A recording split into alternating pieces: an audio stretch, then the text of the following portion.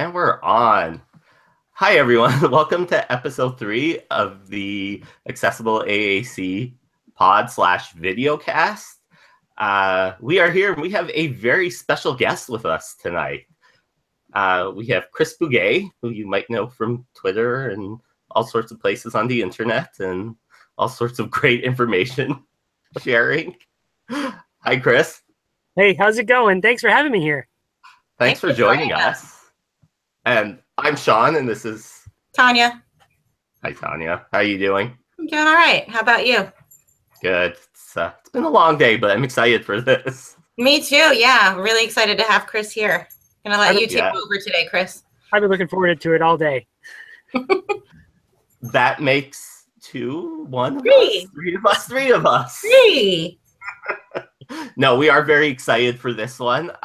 Chris had the great idea for the topic to actually be how to make school fun again, / in brackets and AAC too. So I think what we'll do today a little bit, will be a little bit off our regular format, as regular a format can be after 2 episodes. The dogs are taking over again. Yep, never a dull moment. I can edit this out after. Okay. We had the in our house. Bones tonight too. Oh, someone is breaking in. Yeah. Yeah, it does. You would think so, right? Sure, he just wants to be on camera. Yeah, pet them or something, or put them on the camera, or do something with it. Should be all about him, really, is what him. Okay. Well, all right, and now we're back from editing, and then so on this episode we'll stray away from our regular format a little bit, just because we want to talk about how we go about making school fun again. And Chris, when you were thinking about that, were you thinking more in the global sense or in the yearly sense?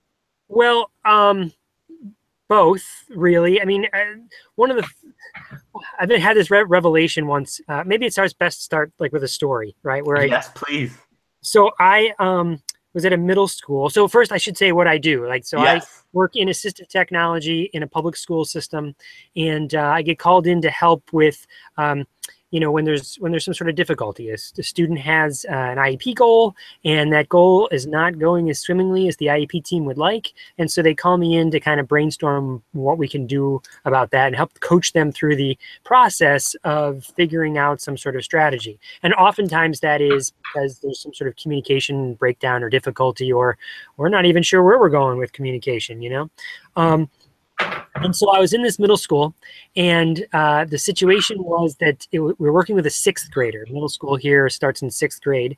And the teacher said, I don't know what's going on with the student. The student had autism, and the student wouldn't get off the bus. And she's like, I don't get him. When the student was in 5th grade, there was no reports of any sort of behavior difficulties. He wasn't oppositional defiant at all. He seemed to be doing fine, but then he just would not get off the bus here. And then we coax him off with food and other behavior things, to try and get him through, really motivating things for him. And then he'll come down to the room and he'll hang up his backpack, and then he'll just elope. He'll just try and escape from the room, like any chance he gets. And so I think there's something, maybe we got to move him out of here and do a different setting, or, all of a sudden, all the strategies start flying about why is this kid trying to escape the environment. And so, well, let's walk through it. Let's put ourselves in the student's shoes. What happens when he gets to the room? Well, like I said, he hangs up his backpack, and then we have this sort of language arts activity. All right, tell me about that. What's your language arts activity? Well, he's got like a cookie sheet, and he's got these pieces of paper, and he sorts words. Like, okay. And, so that goes on, but then it's a struggle to get him to sort the words because, I don't know, he just doesn't want to sit there and sort the words. And I just kind of look like, I wouldn't want to sit there and sort the words either, just hearing you talk about this makes me want to run out the room, Yeah. And that really spawned a whole, school sometimes, just because we think like this would be an okay activity, I'm reaching the learning objective, which is math, and which is in that case was sorting, and even had some sort of literacy component because it's putting the words together and reading, and you're thinking I'm meeting this objective, but it is totally not engaging for the student at all, which is causing behaviors and all sorts of problems. And so often with students with AAC, who are AAC users, I find that that's the case, is that maybe we should be having the most fun with these students and trying to make it the most engaging experience ever. It is boiled down to some sort of boring drill and kill, come to school, the mundane. I like to think of it this way, like tell the story. Well, Shaun, I know you have a young child, right? Yes. Yeah, right. Okay, so here's what's going to happen. I know you can just picture that. Every day, kids come home from school, typically developing kids using typically language developing. They come home, they sit and they have dinner with their parents, and the parents say, "Hey, what'd you do at school today?" And they say, Nothing. Nothing. What happened at school today? Nothing. Because it's boring, mundane, everything's the same. But the second something weird happened, like for instance, the power just went out at my daughter's school. So, oh my gosh, yeah, the power went out, and I tried to go to the bathroom, and we couldn't go to the bathroom because the emergency lights didn't come on in the bathroom. So people had to use their cell phones, and they were shining it over the top. All of a sudden, there's this explosion of language because something out of the ordinary happened. And I feel that might be a key to helping AAC users, is that when it's just the boring, mundane, I come in and I hang up my backpack and I sit down and I sort my words, and then I do get up and I do circle time, and then we go through the bear and we put the thing on the bear and we just do the same thing over and over again. It is dry and boring, and the language disappears, you know. And so I just think, how can we make it fun, you know? Does that resonate with you guys at all? Absolutely. Yeah, definitely. It really ties into something that I experience and that I frequently worry about, actually, especially in the for my AAC users in the general ed population, is that building that negative association between using your device and struggling with schoolwork. And then it becomes, and it's to no fault of the teachers, because it's their job to get the students to learn based on the curriculum. But then the students are pushed so much to use their device in this situation which they, as you said, isn't fun, and that they might struggle with and have difficulty with, that they eventually just build up this association that, well, this is for this specific thing, which I absolutely dislike and don't like doing, not necessarily for communication, which, like you said, I mean, communication should always be fun. It should always get us something, whether it's a reaction or a tangible object or a story or whatever. And that's definitely something I frequently worry about, is that, that there's some sort of negative association tied to the experience of communicating, which should be just the exact opposite, right? The idea that I push this combination of cells on my device, or whatever the mode might be, and then the experience should be something powerful happened, like I just controlled my environment. Like you said, I got an expression out of somebody. I just made Tanya, turn around and look at her dog. You know what I mean? I did something that made something happen. And that becomes immediately like gratifying and motivating. And sometimes I'm a little cautious when I make like sort of suggestions that way of teachers. One, not to offend them at all, like, hey, classroom's kind of boring, but also because my background is speech, and it's really easy to come in as the fun clown guy and be like, hey, I'm going to mess up your whole system because they were going to talk that way. And then maybe I even triggered some behaviors that way. Oh, bye. Got to go to the next kid. See ya. I get a little bit like, here he comes in and he messes the whole thing up. Because I had this professor back in the day His name was John Onufrak. He was the very first professor I ever had in one of the speech classes, speech and language classes back in my university days. And one of the things he said to me, and it just has stuck in my head forever, like how some professors do that to you. He said, the speech language pathologist should be the wackiest person in the building. There should be the ones that are dressing up in costumes and have paint on their face and always have something weird and odd going on, because that's what sparks language. And I've taken that to heart ever since. If you did a Google search for me, I'm sure you'd find me in some sort of weird costume or something like that, because that's what gets kids going. I mean, you do stuff like that to get the language going for AAC users? Yes, all the time. That's 99.99% of kind of what I do is trying to be the weird, and not trying, I'm just like that, the weird wacky guy who's kind of at their level. And I really do try and cultivate that, that I'm not an expert, that I'm here just to hang out, and I'm here just to interact and play and be silly and and be goofy.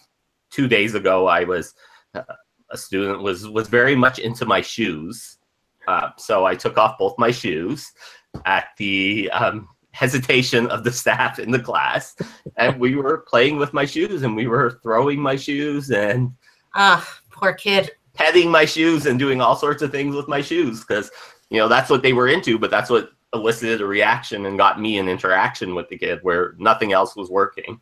So I'm a firm believer of doing whatever you have to, no matter how ridiculous or crazy it makes you look or feel. Yeah, Shaun, when you tell that story, what immediately rings to my head is that, like, just today I was having a conversation with some teachers who were like, this kid is just, and how often do you hear this? This kid is just not motivated by anything. Like, maybe food a little bit, but just not motivated by anything. And then you come in with your smelly shoes and you're throwing them and making baskets with them. You know what I mean? And you've turned it into a game, or you're zooming them across the floor like a car, or whatever you're doing with them, something fun, tying them and untying, or tying your hands with the shoelaces, whatever you're doing. And the kid's into it, you're into it. And it's like, it's not just about, obviously it's not just about requesting, it's about having this shared moment and experience together. And you can do that with just about anything if you're wacky and fun and just get out of your head for a little bit, It's true, but I find it so hard, because that's how I do my therapy too. Like, I'll just stand on my head if I have to, like ridiculous ballet and trying to do a handstand. It's amusing. But then as kids get older and I'm asked to support use in the classroom, and they're saying, well, right now we have to do math, and right now we have to do this, and it's boring as hell. So yeah, there's the issue of how are we going to make math fun, but before we make math fun, how can I support this kid using it during these times that aren't that fun? And my recommendations always like, teach them to say this is boring, teach them to say I don't want to do this, teach them to say like I hate this, I want to do something fun, let's be crazy. And that's okay, but like, don't use it for the academic language, because nobody wants to say that. Just give them a million ways to say that this, for lack of a better word, this sucks. This sucks. Exactly. So I have this phrase, and sometimes people like look at me like, Chris, I can't believe you just said that, but it's let's make school suck less. I do this activity sometimes. Sometimes I get to present to, with groups of people. And I usually kick off the event, whatever it might be, where I ask 10 people to come to the front of the room. And then we, as a large group, we say, let's just name together. Let's just name things in the world that we all sort of like, and people yell at stuff like puppies, sunshine, and vacations, and I say, okay, let's rank those. Like, what do we think is the things people like the most, right? And then I say, okay, now these, you next 5 people, let's think, what are things we just categorically don't like? People are like mosquito bites and taxes and toothache, and so then we say, okay, person number 1, your puppies, and person number 2, your sunshine, and person number 8, your tooth decay, and person number 9, your traffic jams, and so let's line it all up, and we make this human Likert scale, right? Of 10 people, of things we like the most to things we like the least, right? And then I write the word school on a piece of paper, and I hold it up, and I say, where do you think most kids put this this word. And it's always the teachers are like, it's somewhere between, tooth decay and mosquito bites. It's, it's somewhere between malaria and hurricane, it's never down in the fun area. And I should say, with this caveat, kindergarten and first grade, they're like, it depends on the age. Kindergarten, first grade, kids love coming to school. But by third grade, it's like, I got to go to school. Oh, I don't. And why does that happen? Like, shouldn't it be a place where you want to go? Whether you have a disability, whether you're using an AAC device, or whether you're just a typically developing kid, how do we make the culture of school not to be something that it sucks? How do we make school suck less? Yeah, so that's a good tricky situation. That's a great one. With so many layers and so many players. Yeah. Well, I think. Go ahead, Shaun. Go ahead. No, Well, you go for it. One way I think we make it suck less is make it more meaningful to the kids. So the idea that it was like when we went to school, I imagine the situation for the three of us was very similar. You go to class, you are presented with content, you study that content, you spit that content back out on a test, and then you forget that content and you can do it all over again, right? And somewhere along the line you learn some stuff, and then you get a job and you really learn what you're supposed to do, right? And so in some places around, at least our country, I would imagine Canada is the same. There's this whole movement towards project-based learning, where the idea is that kids come in and instead of, okay, you're going to learn this particular content, it's, I'm going to present you with this problem. And one of the problems we've been trying to present to some of our, let's say, 4th and 5th grade schools, classes, is to say, look, you got preschool kids who have trying to learn language using communication devices. That's an authentic problem. They don't get enough modeling. They don't get enough hits. They don't get enough experience of seeing someone else use their system. So what do you say, guys? How would you solve that? And suddenly they're up researching about AAC, researching about bringing in an expert like, not that I'm an expert, but I'm an expert to 4th and 5th graders. Like I can show you something. So come in and show you some stuff on how to do it so that you could then go down to the preschool level and model it, and just suddenly school is now interesting. I'm helping kids. I'm still reading. I'm still writing. I'm still doing math. I'm still learning about my social studies and science, but I'm doing it in a way that's helping other people, that's meaningful to me, that shows that it's not just drill and kill and spit it back out. That's awesome. That's terrific. Tanya, sorry. Do you have any ideas around this? No, I was thinking project-based learning too, and how do you make it meaningful, and even just, if you can't I don't know, I think there's time constraints. I think teachers, this is not going to come out right. I think it's easy for people to be stuck in their ways. And I think that, the bureaucracy of schools can limit what people feel like they have for time. And so, if the stepping stone maybe before we can get people into project-based learning is can we use things that kids are interested in to teach some of these concepts in maybe a way that's not as exciting as project-based learning, which would be the ultimate way to go. But could we take Spider-Man and do our, count by fives with Spider-Man? Absolutely. That is, and I think you're saying that because Spider-Man is a high interest to the student. Like the student is wearing a Spider-Man shirt, so you start, maybe not start there, but or maybe you do start there, where you find what I think you talked about that during episode 1, doing like interest surveys for the students, finding out what they really like, and then just embracing that yourself and being like, okay, it's not I don't really think I want to watch Sophia the First, but I'm going to watch Sophia the First because that's what like a lot of my kids are into. You know what I mean? So that later on I have the vocabulary and the words, and I know I can speak their language for lack of a better term, Right. I know what a Pokemon is. Yes. I know what a Squirtle is, Yeah, I think what Tanya said, I really agree with that too. Is a lot of before I can get, before I can get that sell for project-based learning, that type of stuff. Just because I totally understand teachers have a curriculum that they have to stick to, and they're under a whole different set of pressures than I'm under, and I have to be willing to accept that. And so how do we use these high interest, high motivating activities or high motivating things like Spider-Man or, you know, Batman or whatever? How can we use that to help, you know, to help the communication around language arts or math or whatever? Like I always try, especially if it's a boy and they're into superheroes. I have a vast knowledge of superheroes.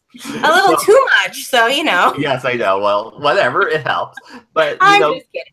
how you can use that for and teachers, I do find teachers are always very open to that.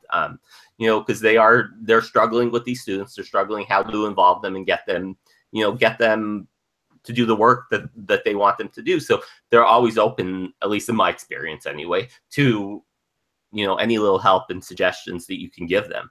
So I do think it's really important to find those motivating and high interest things to help with this. Absolutely. Absolutely. So can you think of any stories real quick that say like, yeah, so I brought in this particular thing that was really interesting to a student, you know, something that maybe wasn't interesting to you, but was interesting to the student? Yes, sure. Yes. So I had this one girl who was very obsessed with horses.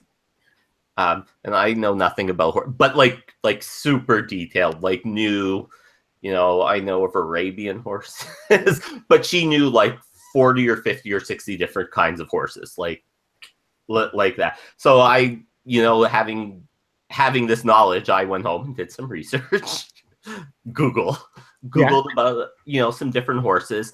And then what we landed up doing for math, and I use this layer with like Batman and Superman and stuff, but just for math was like we worded all of the problems they were doing, word problems, and what we did was we replaced the problems with horses, and she was instantly into it, right? So instead of, you know, 4 horses, 4 Arabian whatever's this, and we use specific names and stuff, and she was totally into answering them on her device and interacting with her device just by changing the receptive piece, nothing on the device.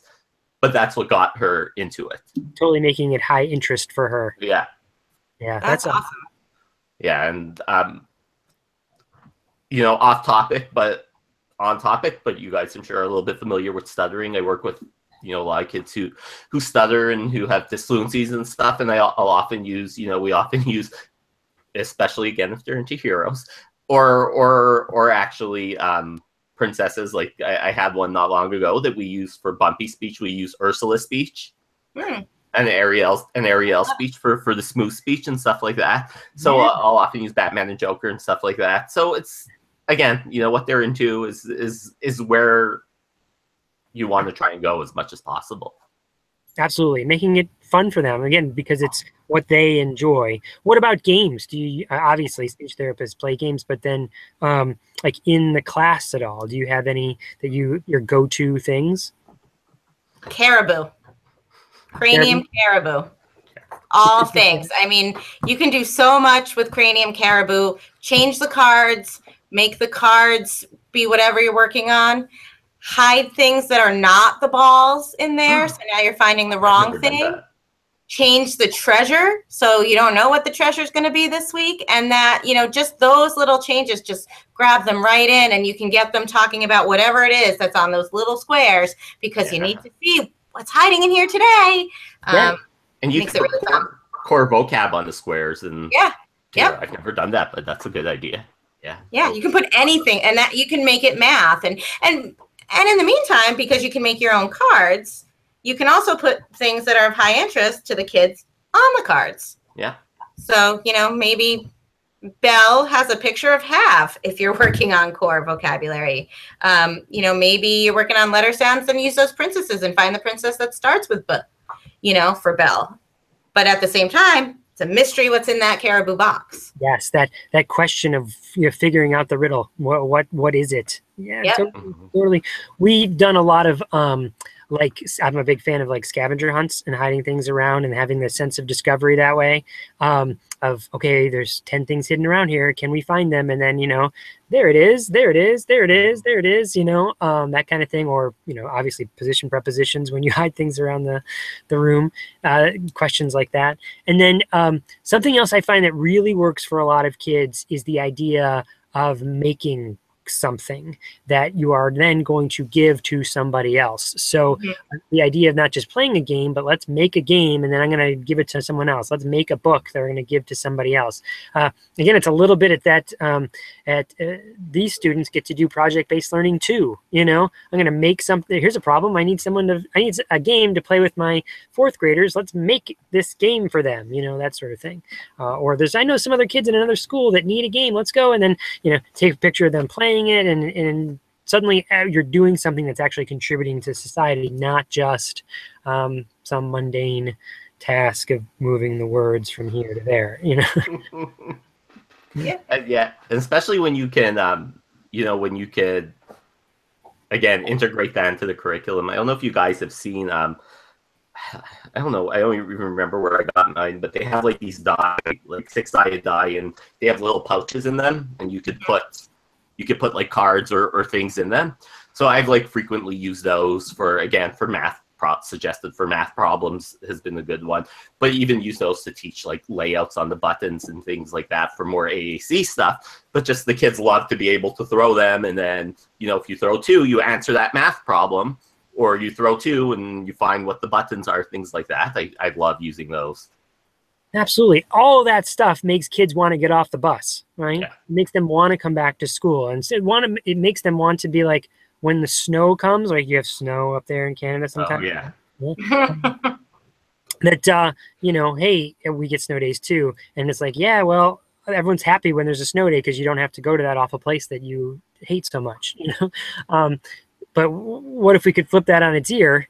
Because, oh man, now I don't get to roll the dice. I don't get to play with Mr. Shaun and Miss Tanya. I don't get to make that book that those kids are relying on me to make that game for them. And now I can't be there to make that game, you know. Suddenly school is a place you want to be as a place instead of a place you have to be, you know. Yeah. So one thing I would have a question, and we talked about this, and I haven't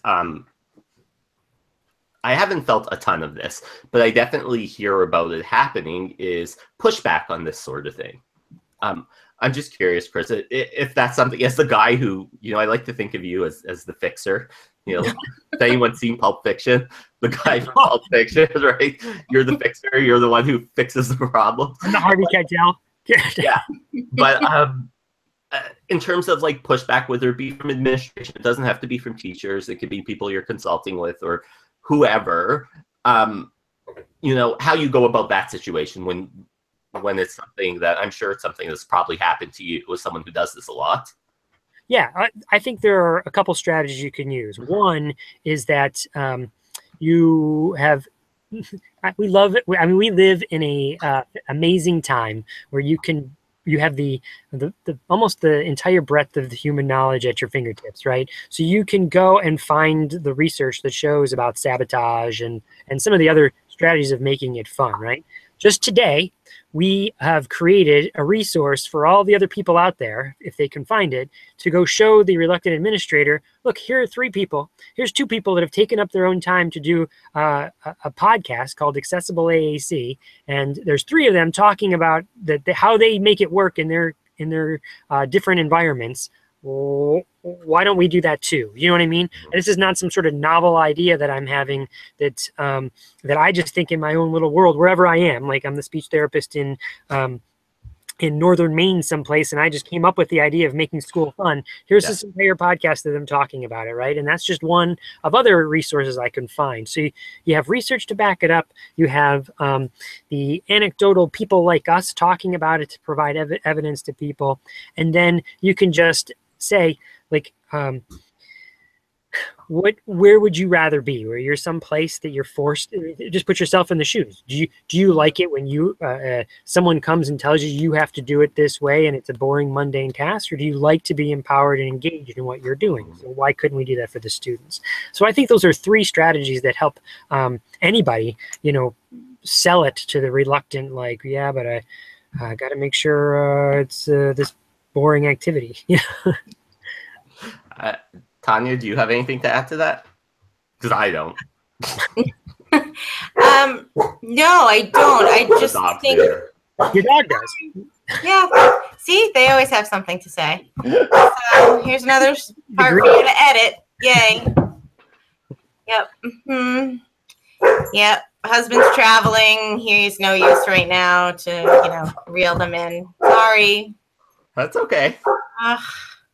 Okay, Bailey, stop. Yeah, that always works with our dog too. It does, doesn't it? Yeah. Okay. So anyway, back to that question. I think those are great ideas. One other push, and I am not the most organized person. Data is just not my friend. I know it's terrible to say that, but I just don't like data. And so I'm not great at offering suggestions for how to take data. And I think what I've, the kind of pushback I've gotten in one of the classrooms I've been in over the years is, well, we need to measure this. And I think they only know how to measure it this way. And so then if they go out of the box and they're doing something more project-based where, maybe you have to look a little harder and it's not just that drill and practice where you can just nicely mark it off, I find some pushback from that end of it too. And I don't, my suggestion is don't take data every day or, well, I think now I know this could be a whole other topic about data collection, but just a quick thought there is that I've had many conversations, and I think there's actually some research on this too, about how much we quiz students who have AAC devices as opposed to teach them beforehand. And so once upon a time, I used to tell teachers, like, let's do a 6-to-1 ratio. You have to teach it 6 times before you assess it. Now, that's not some sort of research-based thing. That was just me spouting off, hey, let's come up with something. Here, 6-to-1, do that. But it could be as much as 20-to-1. Maybe you'd have to introduce something 20 times, teach it 20 different times, 20 different ways before you'd assess it once. And so when you take it from that perspective, then the data collection becomes it's still a component, but you're doing assessment much less frequently than you are doing instruction, Yes. Yeah. And I love the way you present that, giving them concrete numbers. You're going to teach it 20 times. You're not going to have your pen and paper there. You're teaching right now. And, that's the way I operate. But again, I'm not always one to talk because data's not my strongest thing, but, Well, we slip into those habits, and teachers do. Teachers do just slip into it. You're not even consciously doing it. You kind of sometimes. I've heard people say, like, a speech therapist or a teacher and a communication device comes in, and it's like they forget everything they know about therapy. It's like, no, you don't have to do that. It's just a tool, just like anything else. Yeah. You teach, and then you assess. You teach, and teach, and assess. This is the same thing. It's not anything you don't already know. Just do what you know. Right. Yep. Totally. So, this was a great discussion. Does anyone have any closing remarks? I did a fun activity the other day that now I just remembered that goes along with this. Yeah, no, I was kind of excited. So, class of preschool kids on the spectrum, and there's one that I've discovered you need to be like super high affect. Like, my goal is to like break in there. I want a connection. I don't want you just doing this because I tell you to. So we read Pete the Cat, Rockin' in My School Shoes, and I was super animated and did you want to sing it? No, I'm good. Okay. Darn. He was eye contact, he's laughing. It was so cool. And I wanted to kind of keep up that momentum. So I took I had the props, like I printed out the props from the book, put them on the floor, and we did freeze dance. And so we would dance around to a Pete song, and then we had to freeze on one of the Pete things, and now these are all actions. And then we had to use our devices to talk about what we stepped on.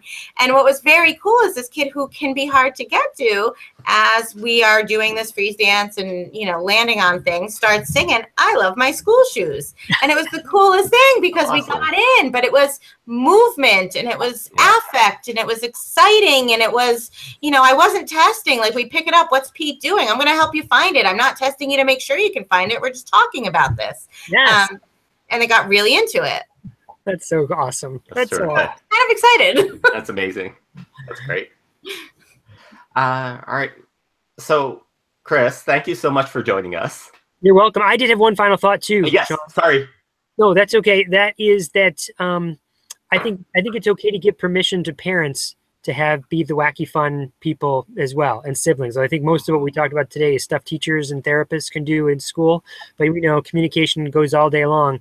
So go home and mess with your kids. It's okay to get dirty and get sloppy, and it's okay if it doesn't happen every night of the week, but just have fun with them and enjoy them, and you don't feel like you need to be teaching them drill and kill all the time. Just connect, Definitely, I agree with that. That can be a hard one to crack too, because I definitely tell all of my parents that all the time. I just told a parent that today, and she's really good at not being that type. But that can be a really hard one to get through to them, because then, not that again, I don't blame parents of our users whatsoever about that. Yeah, no judgment. Yeah, it just can be a hard one to get through. Absolutely. So, Chris, is there anything you would like to plug, since I know you have a lot of stuff? Well, let's see. I'm on a temporary hiatus with the AT Tips Cast, but I do a podcast called the AT Tips Cast, and there is a whole series of episodes. It's a different experience than what we're having right now. The AT Tips Cast is more of a scripted episodes where I kind of write out stuff and record them. So but I try and make it fun, and if hopefully the whole theme of this is making it fun. It's not like I got to listen to the AT Tips Cast. We love the AT Tips Cast. Series on AAC stuff. So I've just recently pushed all of those to YouTube as well, so you can go and find those on YouTube. Once upon a time, I wrote a book with my co-author. We wrote it together, Sally Norton-Darr, and it's called The Practical and Fun Guide to Assistive Technology in Public Schools. So it's affectionately known as the Orange Book. So go check that out. It's a great book. Oh, I'm so glad you like it. I appreciate you saying that. And then once upon a time, I got to write I was the author, designer of the app AT Eval to Go.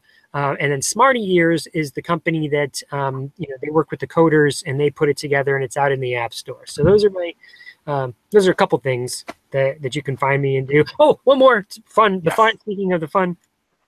Once upon a time, my wife and I would write children's stories, and we put those out in podcast form for free for anybody. So you can go find those. It's called Nightlight Stories. And like I said, it's podcast. We wrote the stories together. My wife turns on her teacher voice. She records them. I edit it together. And there's 62 stories for free that you can go listen to, put them in the car, then chat about them with your kids and your family, and then move on to the next story and see if you like them. It's all free. No free. We're not making any money off of that. It's just something we felt like we needed to do, Awesome. And we'll put links to all that stuff below here and in the podcast feed too. You have anything to close on, Tanya?